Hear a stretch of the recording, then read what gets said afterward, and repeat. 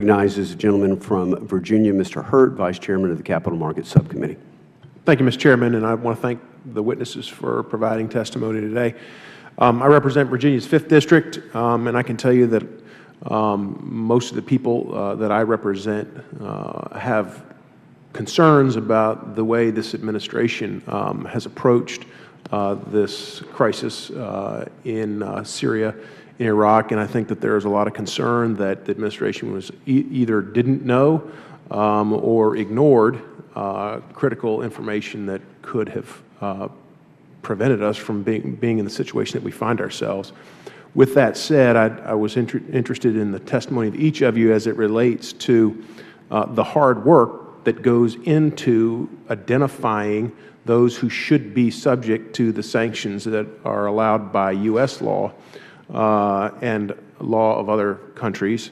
And it strikes me that that information has to be gathered really on the ground and is has to come to Treasury through again Department of Defense and intelligence agencies who are in the business. So I guess my question is after listening to Undersecretary Cohen for 2 hours, I came away with a little concern that maybe he is not, and Treasury is not at the table as much as he indicated that it was. And I wanted to start with you, Dr. Johnson, and then maybe get comments from the other 2 witnesses. But my question is this, Secretary Cohen indicated that he was, I think in his words, at the table. There were a lot of questions he couldn't answer, and perhaps that's the nature of an open meeting like this in an unclassified setting. But I do wonder whether or not he is getting the cooperation and the precise information about these targets from intelligence agencies and from the Defense Department, and is he getting or is Treasury getting what it needs to be able to make these decisions and impose these sanctions? And then secondly, if not, what can be done to make sure that Treasury is at the table? Because I think we all agree, those of us sitting here today, that stopping the financing is extremely important. So, Dr. Johnson, if I could start with you.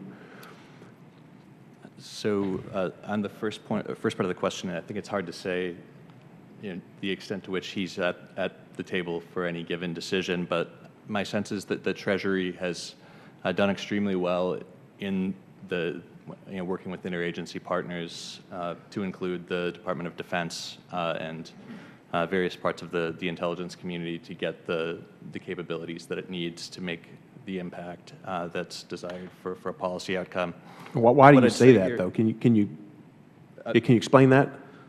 Since 9/11 and the realization that terrorist financing really matters, and that to disrupt terrorist networks and terrorist attacks, going after their financing is really a useful instrument to have among the various tools that we have. Treasury couldn't do it alone. It didn't have the capacity, and it's worked successfully with interagency partners in Iraq, among other places during the Second War. But I think that for the purposes of the current Treasury effort, it's still a young effort, and I think that really their programs and approach is kind of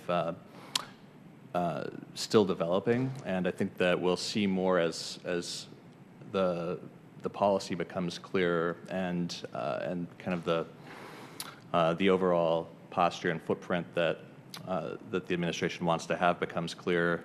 Treasury's role and the interagency role. Thank you. If just briefly, we only have a few seconds, but just the question is are they getting enough information? Are they at the table? And if not, what can we do as Congress to help that out? I think the portion where Mr. Cohen was saying that he's at the table but he couldn't answer the question was on military strikes. And I don't think they are at the meeting where specific targets are being selected.